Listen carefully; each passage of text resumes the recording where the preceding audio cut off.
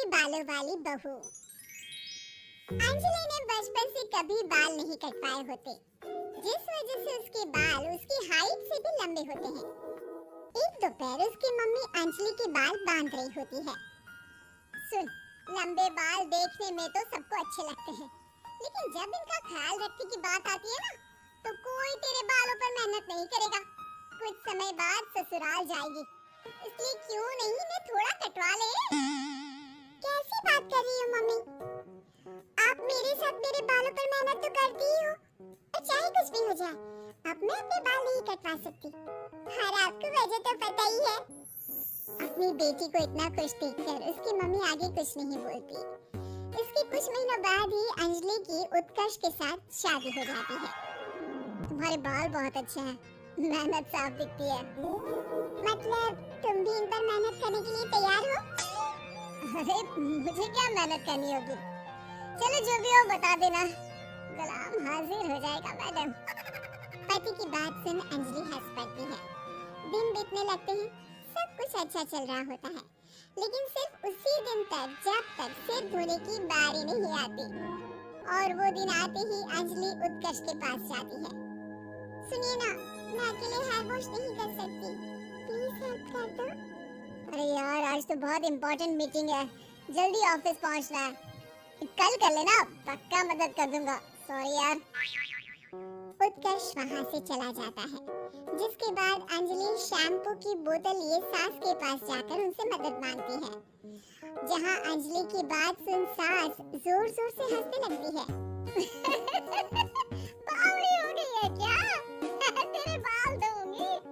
जब अकेले संभाले नहीं जाते तो इतने लंबे बाल किए ही क्यों? ये कहकर सास भी वहां से चली जाती है। अंजलि मन ही मन सोचती है, मम्मी सही बोलती थी, तारीफ सब करेंगे, पर थोड़ी भी मेहनत कोई नहीं करेगा। अब अंजलि खुद ही हेयर वॉश करने बाथरूम में चली जाती है। इस बात को 3 घंटे बीत जाते हैं, लेकिन अंजलि बाथरूम से बाहर नहीं निकलती। सास बाथरूम का दरवाजा खटखटाती है। अरे ओ महारानी, अंदर घर बसाने का प्लान है क्या? यहाँ सारे काम पड़े हैं, तेरे बालों की वजह से हम क्या भूखे मर जाएं?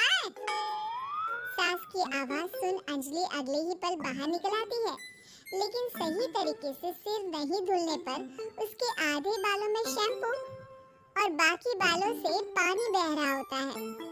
हाय नास पिटी, इतने घंटे लगा दिए फिर भी इन्हें ठीक से धो कर नहीं आई। अब क्या सारे घर में पानी पानी करती घूमेगी? अरे कहीं मुझे ही ना गिरा दियो।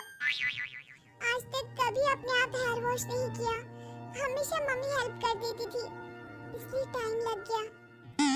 अंजलि और उसके बालों से टपक रहे पानी का हाल देख सास अपनी ही जान बचाने के लिए बहू को दोबारा बाथरूम में ले जाकर उसका अच्छी तरह हेयर वॉश कर बालों का पानी निकाल देती है। अब जल्दी काम पर लग जा, और मुझे दोबारा इस घर में तेरी जुल्फों का टंटा नहीं चाहिए।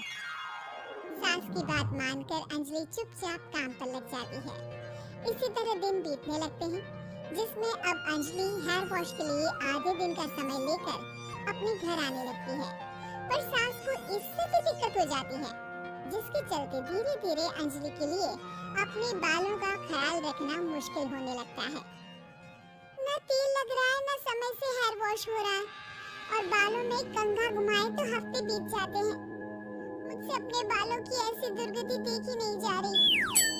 इसी तरह दिन और दिनों के साथ महीने बीत जाते हैं, जिसमें अच्छे से ख्याल नहीं रखने की वजह से अब बाल रफ उलझे हुए होने के साथ साथ हेयर फॉल भी शुरू हो जाता है। अब क्या हमें अपने बालों में उलझा कर कूड़े में फेंकने का इरादा है? जहाँ देखो वहीं मैडम के बाल गिरे हुए मिलते हैं। अरे कटवा क्यों नहीं देती इन नासपीटों को? तभी उत्कर्ष वहाँ आ जाता है। अरे कैसी बात कर रही हो माँ? आपके बोले बिना वो सब कुछ कर देती है, और बदले में जब सिर्फ अपने बालों के लिए जरा सी मदद चाहती है तो आप उसे ऐसी बातें सुनाती हो। उत्कर्ष अंजलि को लेकर घर से बाहर निकल जाता है, और वो दोनों अंजलि के घर पहुंच जाते हैं। मुझे माफ करना, मैंने वादा किया था लेकिन पूरा नहीं कर पाया। अब तुम जैसा कहोगी मैं वैसा ही करूंगा। अंजलि की मम्मी उन्हें बहुत सारे घरेलू उपाय बताती हैं, जिन्हें अच्छे से समझकर दोनों घर वापस आते हैं और अब मिलकर अंजलि के बालों को ठीक करने के मिशन पर लग जाते हैं।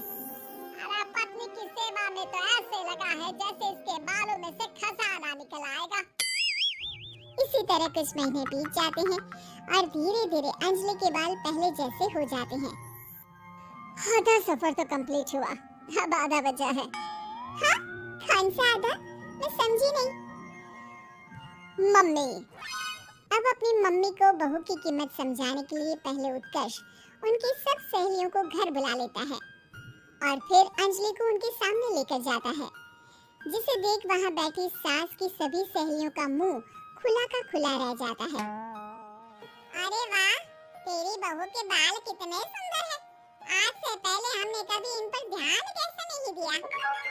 और वैसे इतने लंबे बाल संभालना सबके बस की बात नहीं, लेकिन तुम्हारी बहू को देखकर लगता है कि ये इसमें प्रो है। ऐसे बहू, लंबे बाल देवी के भी होते हैं और चुड़ैल के भी, इसलिए अपने अंतर्मन में कभी कुछ बुरा मत आने देना और इस घर के लिए लक्ष्मी का रूप बनना। अरे किस बात की, घर की आधी लक्ष्मी तो ये इन्हीं जुल्फों पर खर्चा कर देती है।